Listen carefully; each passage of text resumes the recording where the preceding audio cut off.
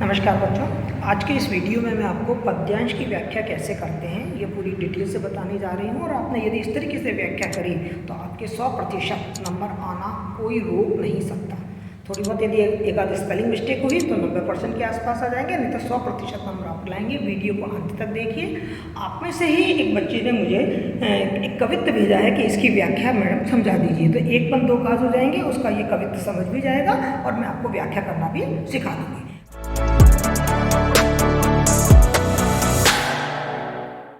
तो ये जो कवित्व है वो पढ़ के सुना रही हूँ पहले कि पालन खेलत नंद ललन छलन बलि गोद ले ले ललन करत मोद गान है। और आलम सुख कवि पल पल मैया पावे सुख पोषित पीयूष सुख करत पय पान है। नंद सुख कहत नंद रानी ओ महत सत चंद किसी कलन बढ़त मुरे जान है। और आई देखे आनंद सुख प्यारे कान आनंद में आन दिन आन घड़ी आन छवि आन है। ये कवित्व है जो मुझे दिया गया है कि बेटा इसको समझाना है और इस कवित्व को मैं आपको समझाती हूँ। सबसे पहली बात तो आपके लिए बहुत जो सरलता वाली बात है वो ये है बेटा कि आपको कवि का नाम याद करने की आवश्यकता नहीं है। आपको कवि का नाम आपके ही जो आपका कवित्व है उसमें मिल रहा है आलम, आलम सुख कवि, यानी कि ये आलम कवि है। और आपको मालूम है आलम कवि रीतिकाल है। दूसरा आप ये जानते हैं कि आप सेकेंड ईयर के स्टूडेंट हैं और सेकेंड ईयर में रीतिकाल ही कोर्स में है, तो फिर और कोई काल हो ही नहीं सकता। तो आपको ये समझ में आ जाता है कि ये रीतिकालीन कवि आलम की रचना है। क्लियर? अब आपको याद करनी है तो दो बातें सिर्फ ये याद करनी है कि रीतिकाल में जो कवि है वो तीन धारा है, एक रीतिबद्ध है, एक रीति मुक्त है और एक रीति सिद्ध है। तो जो आलम कवि है वो रीति मुक्त स्वच्छंद धारा के कवि है। दूसरी इनकी जो पुस्तक है जिसमें से ये वाला कविता लिया गया है उसका नाम है प्रेम केली। ये दो चीज आपको याद करनी है, प्रेम केली और रीति मुक्त कवि है। यदि ये दो बातें आपको याद आ जाती है तो आपकी जो व्याख्या का संदर्भ है वो बहुत उत्कृष्ट बन पड़ेगा। और नहीं आता तो कोई चिंता की बात नहीं, आप इतना तो लिख ही सकते हैं रीतिकालीन कवि आलम द्वारा रचित है ये पद्यांश, इतना तो आप लिख जाएंगे। अब हमने पूरा कवित्व पढ़ लिया, पढ़ने के बाद हमको व्याख्या करनी है। अब व्याख्या के लिए आपको क्या करना है, सबसे पहले मैंने आप लोगों को बताया है, ये ध्यान से देख लीजिए, ये व्याख्या लेखन का प्रारूप है जो मैंने आप लोगों के लिए तैयार किया है। आपको दुनिया में कहीं नहीं मिलेगा ऐसा प्रारूप, पहले भी भेज चुकी हूँ आपको। इसमें सबसे पहले आपको लिखना होता है संकेत सूत्र। अब इस संकेत सूत्र में आप कहेंगे मैडम हम क्या लिखें? संकेत सूत्र में आपको लिखना है कि आपका जो भी पद्यांश है, जैसे ये आया पालन खेला, तो इसका पहला शब्द क्या है? पालन, और अंतिम क्या है? आन है। तो हम ये लिख देंगे, पहला शब्द हमारा क्या है? पालन, तो हमने ये लिख दिया पालन, डॉट लगाया और आन है। ठीक है, ये आपका संकेत सूत्र हो गया। ऐसे आपको जब भी व्याख्या करो, चाहे गद्य की करो चाहे पद्य की करो, संकेत सूत्र आपको ऐसे लिख देना है। दूसरा जो स्टेप है आपका वो है काठिन्य निवारण। कोई कठिन चीज नहीं है, शब्दार्थ ही लिखने हैं। तो इस वाले पैराग्राफ में जो आपको दिया गया है इसमें कौन कौन से ऐसे शब्द हैं जो थोड़े कठिन है, और आपके लिए तो वो कठिन है जिनके अर्थ आपको आते हो, क्योंकि आप बिना अर्थ वाले शब्द यहाँ नहीं लिखेंगे, आप वो शब्द लिखेंगे जिन शब्दों के अर्थ आपको आते हो। तो इसमें से कुछ ऐसे शब्द आप छाट लीजिए, जैसे मान लो आपने छाट लिया मोद, प्रसन्नता, है ना, फिर आगे आपने छाट लिया पीयूष, अमृत, फिर जैसे आपने छाट लिया पय, पय मानी दूध, फिर जैसे आपने छाट लिया चंद, चंद्रमा, फिर जैसे आपने छाट लिया आनंद, मुख। तो ऐसे कुछ ज्यादा नहीं, 3-4 शब्द आपने छाटे और आप यहाँ पर उनके शब्दार्थ लिख दीजिए। फिर अब आइए आप संदर्भ पर। संदर्भ में आपको क्या लिखना होता है? संदर्भ में आपको सिर्फ दो चीज लिखनी होती है, एक उस कवि का नाम और एक उसकी पुस्तक का नाम, जिसमें से ये वाला पद्यावतरण लिया गया है। तो हम कैसे लिखेंगे? इसकी एक लैंग्वेज है और वो लैंग्वेज मैंने आपको बता रखी है। हम क्या लिखेंगे? उपयुक्त पद्यावतरण, उपयुक्त पद्यावतरण रीतिकालीन धारा में, रीतिकालीन कवि आलम जो रीति मुक्त स्वच्छंद धारा के कवि हैं उनके द्वारा रची हुई पुस्तक प्रेम केली से लिया गया है। क्लियर?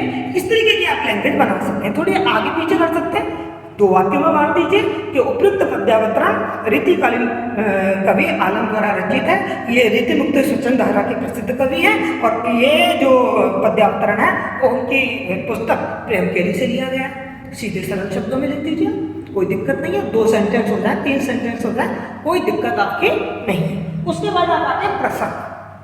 प्रसंग में आपको ये लिखना होता है कि ये जो पद्यावतरण या पद्यांश हमको दिया गया है ये किस बारे में लिखा हुआ है, इसके विषय वस्तु क्या है, इसका मूल भाव क्या है, वो चीज़ हमें लिखनी होती है। और जब हम इसको पढ़ रहे हैं तो पढ़कर हमें समझ में आ जाता है कि इसमें क्या लिखा गया। देखो, पाला में खेलत नंद ललन छलन बली, मतलब पालने में नंद खेल, नंद के जो लाला है वो खेल रहे हैं, यानी कि कृष्ण के सौंदर्य का वर्णन किया गया। तो हमारे पास मूल विषय आ गया, तो हम क्या लिखेंगे? अब हमने ऊपर लिखा था उपयुक्त पद्यावतरण, यहाँ थोड़ी सी लैंग्वेज चेंज कर लेते हैं। प्रस्तुत पद्यांश में कृष्ण की बाल छवि के सौंदर्य का वर्णन किया गया है। कृष्ण की जो पालने में खेलेगा तो कौन होगा? बालक ही तो होगा। तो कृष्ण की जो बाल छवि है उसके सौंदर्य का वर्णन तो यशोदा के माध्यम से किया गया है, क्योंकि जो खुश हो रही है वो कौन हो रही है? यशोदा हो रही है। तो यशोदा के माध्यम से कृष्ण के बाल छवि के सौंदर्य का वर्णन किया गया है। ये प्रसंग में आ गया। क्लियर? कोई दिक्कत? क्या लिखना है इसमें? विषय वस्तु कि इस वाली कविता में कवि ने क्या बात बताई है, किसका वर्णन किया है, वो आपको प्रसंग में लिखना होता है। अब आ जाइए आप व्याख्या पर। आपको व्याख्या लिखनी है। व्याख्या का मतलब क्या है कि ये जो आपके पास पद्यावतरण आया है, पद्यांश आया है, ये जो काव्य खंड आया है, आपको इसका पूरा भावार्थ, इसके पीछे जो छुपे भाव हैं वो सारे भाव, इसके पीछे क्या अंतर कथाएं हैं, कवि क्या कहना चाहता है और इसके माध्यम से मतलब क्या साहित्य पे क्या प्रभाव पड़ रहा है, ये सब कुछ हमको इसमें लिखना है। ठीक है, तो शुरू करते हैं। पालन खेलत नंद ललन छलन बली। कवि कह रहा है कि पालने में खेल रहे हैं कौन? नंद ललन, नंद के लाला। अब नंद के लाला कौन है? कृष्ण है। तो पालने में नंद के लाला खेल रहे हैं। अब उनकी तुलना किससे की गई है? देखो, छलन बली। अब केवल दो शब्द हैं पर इसके अंदर कितनी अंतर कथा छिपी हुई है वो देखिए। इसके अंदर राजा बाली की कथा छिपी हुई है। बलि का नाम आया ना, राजा बाली की कथा छिपी हुई है कि जब विष्णु ने वामन का अवतार लिया तो उन्होंने किस तरीके से विष्णु ने वामन अवतार के रूप में बाली को छल कर और उस पर सफलता प्राप्त करी। उस विष्णु के अंश हैं कौन? श्री कृष्ण, जो पालने में खेल रहे हैं, जो नंद के लाला हैं। तो जो नंद के लाला कृष्ण है जो पालने में खेल रहे हैं, वो उस विष्णु के अंश हैं जिन्होंने वामन अवतार लेकर बलि को छल से हरा दिया था। मतलब बलि भी उनके सामने, उनकी जो चतुरता है, उनका जो चातुर्य है, उसके सामने राजा बलि की भी कुछ नहीं चल पाई।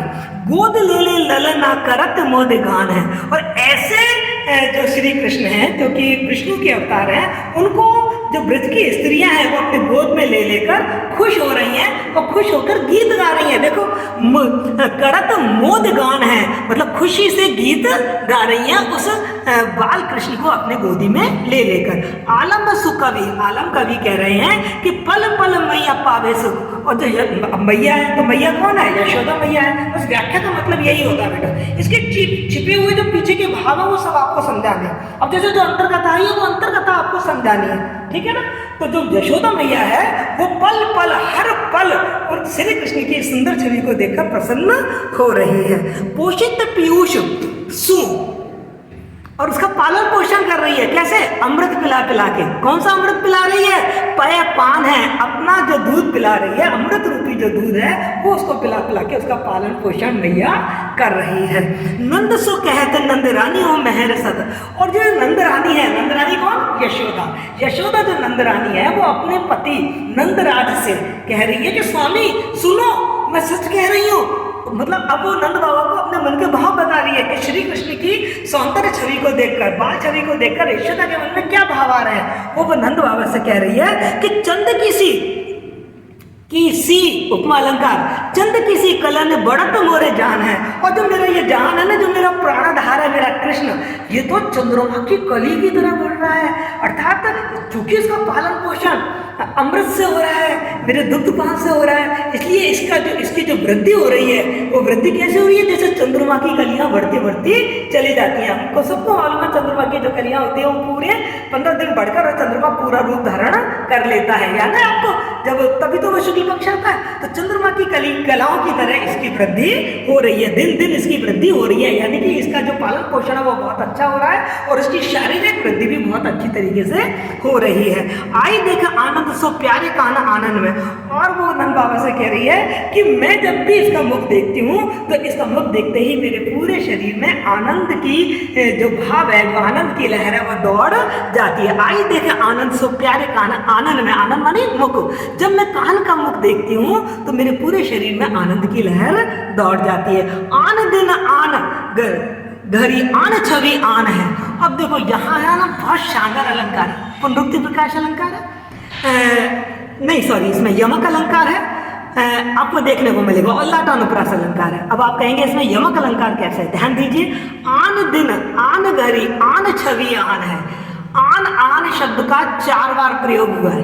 पहले आन का मतलब है किसी और दिन, दूसरे आन का मतलब है किसी और घड़ी, तीसरे आन का मतलब है कोई और शोभा, और चौथे आन का मतलब है आता है, मिलता है।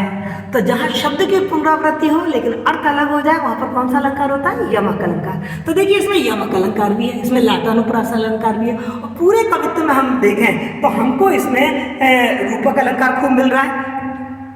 रूपक के साथ हमने देखा इसमें हमको यमक अलंकार मिला, अनुप्रास अलंकार मिला और उपमा अलंकार मिला। सॉरी इसमें रूपक अलंकार मुझे नहीं दिखाई दे रहा है, इसमें उपमा अलंकार दिखाई दे रहा है हमको, और अनुप्रास अलंकार और यमक अलंकार। ठीक है, तो आपको उसका भावार्थ समझ में आ गया। एक बार मैं फिर से समझा देती हूँ कि श्री कृष्ण की बाल छवि के सौंदर्य का वर्णन यशोदा के माध्यम से किया गया है। जो नन्हे से कृष्ण है, जो बाल कृष्ण है, वो पालने में झूल रहे हैं, जो नंद के लाला हैं, और वो नंद के लाला इतने चतुर और इतने मतलब चालाक हैं जिन्होंने अपनी चालाकी और चतुरता से राजा बाली को भी हरा दिया था। उन्हीं भगवान विष्णु के ये अवतार हैं, और ऐसे बाल कृष्ण को गोदी में ले लेके जो ब्रज की बालाएं हैं वो बहुत खुश हो रही हैं, और खुश होते होते वो खुशी के गीत गा रही हैं। आलम कवि कह रहे हैं कि मैया यशोदा मैया भी इनके सौंदर्य को पल पल देखकर सुख प्राप्त करती है, और जब उसको इतनी सुख की प्राप्ति होती है तो उसका मन करता है कि मैं अपने मन की भावनाएं किसी से कहूँ,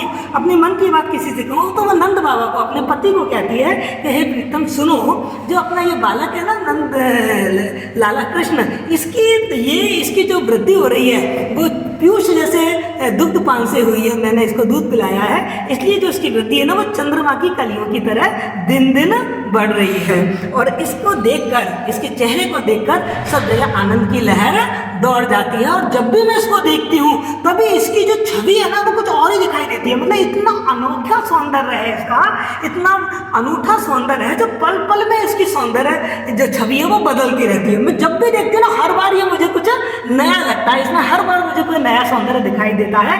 आन दिन जिस भी दिन देखूं हर दिन इसकी नई नई छवि होती है। आन घड़ी हर घंटे इसका सौंदर्य और ज़्यादा बढ़ जाता है, और आन छवि और इसका सौंदर्य भी अलग अलग विविध तरीके का इसका सौंदर्य इसके चेहरे पे मुझे देखने को मिलता है, आता है।